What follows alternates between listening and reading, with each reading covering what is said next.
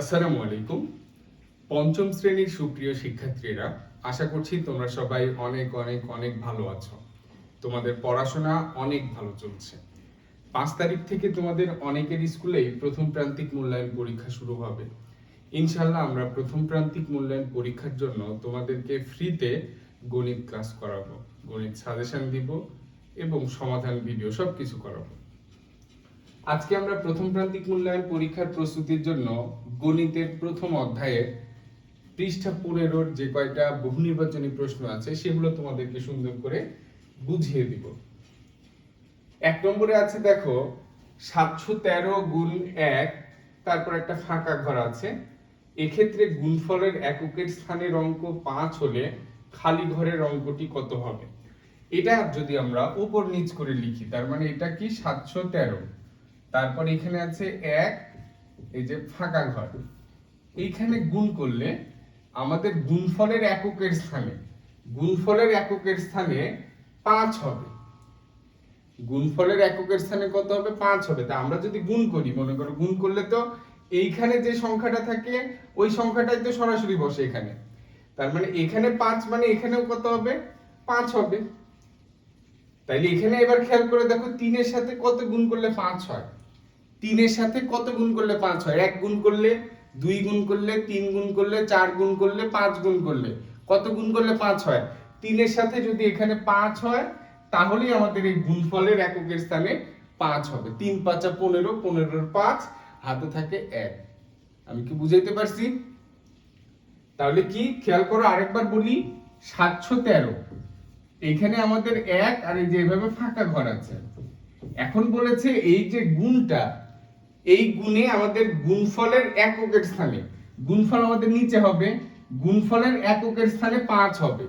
গুণফলের এককের স্থানে কি 5 হয়? তো আমরা গুণের ক্ষেত্রে দেখি এককের স্থানে যে অঙ্কটা বসে সেটা উপরে সরাসরি যেটা থাকে সেটাই বসে। তার মানে এখানে এককের স্থানে 5 হলে উপরে কত থাকবে? এককের স্থানে 5 থাকবে। এখন খেয়াল করি, এখানে এরকম একটা অঙ্ক আছে যার সাথে 3 গুণ করব, ফলাফলে আমার কত আসবে? এককের ঘরে 5 হবে। তার মানে 3 এর সাথে কত গুণ করলে 5 হয়? এখানে কিছু অপশন দেওয়া আছে, দেখো 3 এর সাথে 3 গুণ করলে তো 9 হয়, 3 এর সাথে 4 গুণ করলে 12 2, এককের স্থানে 2 হবে, 3 এর সাথে 5 গুণ করলে এককের স্থানে 15 5 হবে। তার মানে 3 এর সাথে কত গুণ করলে? 5 গুণ করলে। তাহলে খালি ঘরে কোন অঙ্কটা বসবে? 5 বসবে। কত বসবে? 5। এই যে 3 5 15 5। তারপরে কি হবে না হবে আমাদের আর দেখার বিষয় নাই। 2 নম্বর বলেছে 0 1 ও 2 অঙ্কগুলো একবার ব্যবহার করে গঠিত বৃহত্তম ও ক্ষুদ্রতম সংখ্যার গুণফল কত? এখানে আমাদের অঙ্ক তিনটা কি কি? 0, তারপরে হলো 1 2, গঠিত বৃহত্তম সংখ্যা। এই তিনটা অঙ্ক দিয়ে বৃহত্তম সংখ্যা কি হবে? বৃহত্তম সংখ্যা। তিনটা অঙ্ক দিয়ে বৃহত্তম সংখ্যা, আর এই তিনটা অঙ্ক দিয়ে কি আমাদের? ক্ষুদ্রতম সংখ্যা। বৃহত্তম সংখ্যা, ক্ষুদ্রতম সংখ্যা।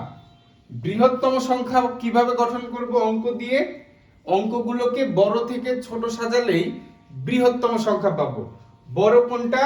0 1 2, এই তিনটা অঙ্কের মধ্যে সবথেকে বড় 1, তারপরে সবথেকে বড় 2, তারপরে 1, তারপরে কত? 0। তার মানে এই তিনটা অঙ্ক দিয়ে যদি আমরা সংখ্যা বানাই তাহলে সবথেকে বড় সংখ্যা হবে 210। এবার ক্ষুদ্রতম সংখ্যা, বৃহত্তম সংখ্যা যেরকম বড় থেকে ছোট সাজাইলাম, ক্ষুদ্রতম সংখ্যার ক্ষেত্রে আমাদের কি করা লাগে? ছোট থেকে বড় সাজাইতে হয় অঙ্কগুলো, তাহলে ক্ষুদ্রতম সংখ্যা পাই। কিন্তু কিন্তু আমরা দেখো এখানে যদি ছোট থেকে বড় সাজাই, 0 1 2, বামে শূন্যের কি কোনো মূল্য আছে? কিন্তু আমাদের এখানে কিন্তু বামে শূন্যের মূল্য না থাকলে এটা কি হয়ে যাচ্ছে? সংখ্যাটা হয়ে যাচ্ছে 12। তাহলে শূন্যের কোনো ভ্যালু থাকছে না, শূন্য ব্যবহারও করা হচ্ছে না। কিন্তু আমাদের কথাও কি? শূন্যটাও ব্যবহার করতে হবে, শূন্যটাও ব্যবহার করতে হবে। তাহলে শূন্য যদি থাকে তাহলে আমরা ক্ষুদ্রতম সংখ্যা গঠন কিভাবে করব? শূন্যের পরে যে অঙ্কটা থাকবে এবং শূন্য, এই দুটো অঙ্ক জায়গা এক্সচেঞ্জ করবে। তার মানে শূন্যের পরে যে অঙ্কটা হচ্ছে ছোট থেকে বড় সাজিয়ে সেই অঙ্কটা আমাদের প্রথমে আসবে, তারপরে শূন্য এবং বাকি অঙ্কগুলো। বুঝাইতে পারছি? আমাদের নিয়ম বড় থেকে ছোট সাজাইলেই বৃহত্তম সংখ্যা পাবো, ছোট থেকে বড় সাজালেই ক্ষুদ্রতম সংখ্যা পাবো। কিন্তু যদি আমার শূন্য থাকে তাহলে আমার ক্ষুদ্রতম সংখ্যাটা কি হচ্ছে 0 1 2, তাহলে শূন্যের তো কোনো ব্যবহার হচ্ছে না, শূন্য দেওয়াও যায় না দেওয়াও তাই। তাহলে এই শূন্যটা আমরা ব্যবহার করতে চাইলে কি করব, শূন্যের পরে যে অঙ্কটা থাকছে সেই অঙ্কের সাথে শূন্য জায়গা বদল করবে। তার মানে 1 চলে আসলো সামনে, শূন্য চলে গেল 2 নম্বর ঘরে, তাহলে হলো কি 102।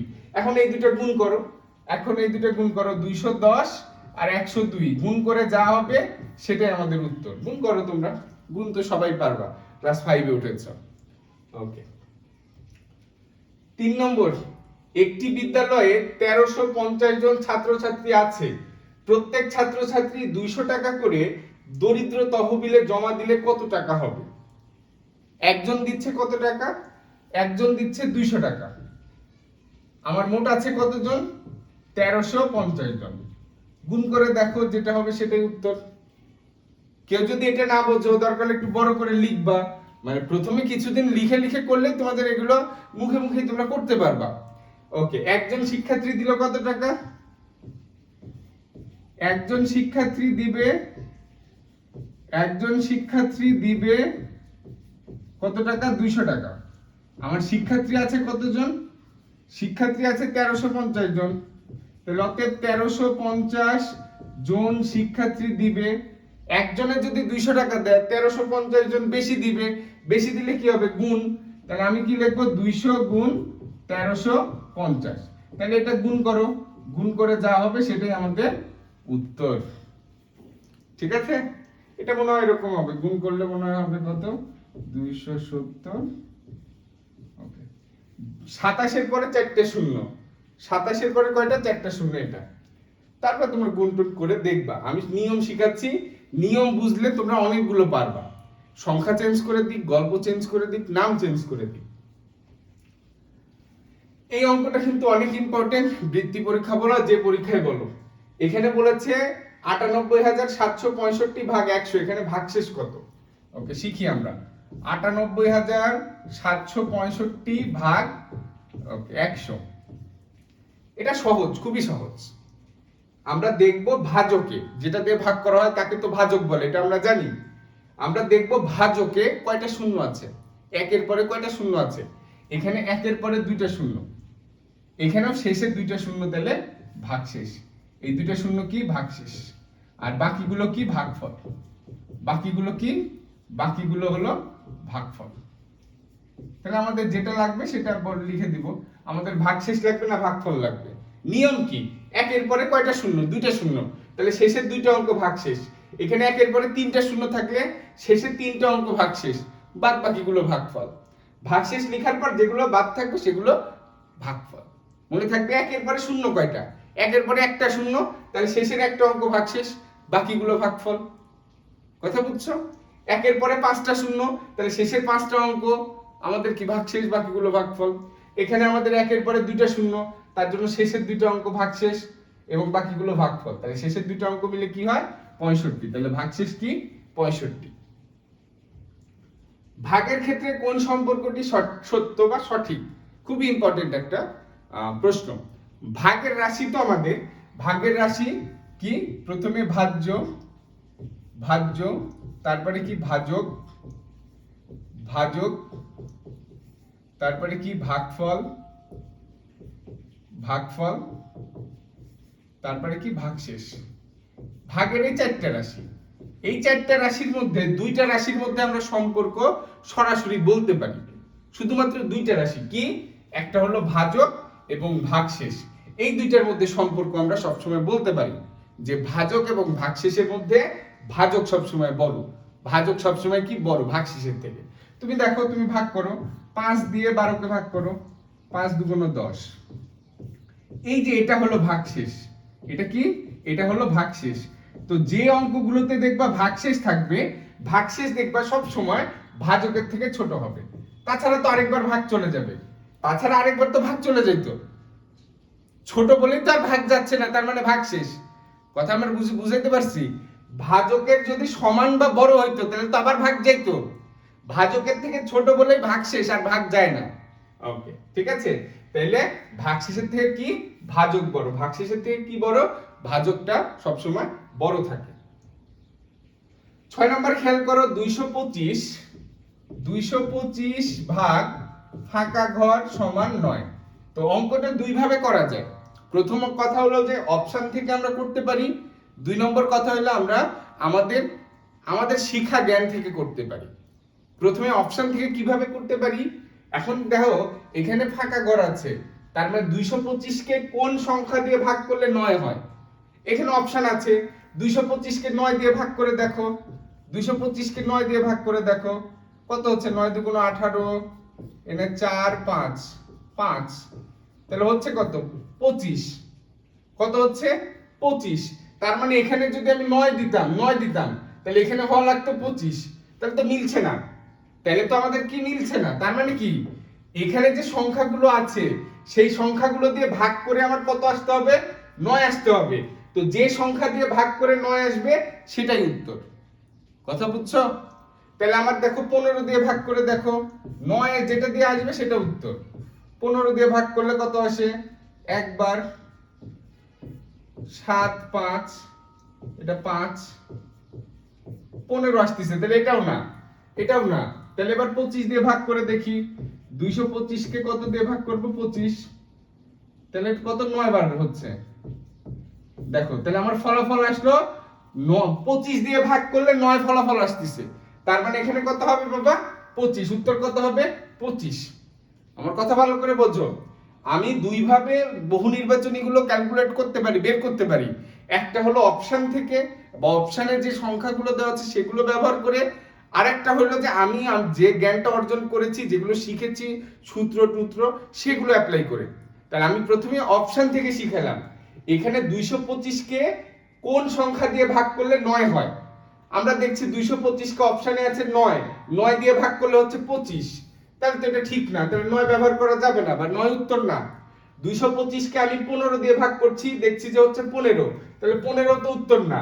আমি 225 কে 25 দিয়ে ভাগ করছি, দেখছি হচ্ছে 9, আমার 9 কিন্তু হওয়া লাগবে, তাহলে উত্তর কত 25।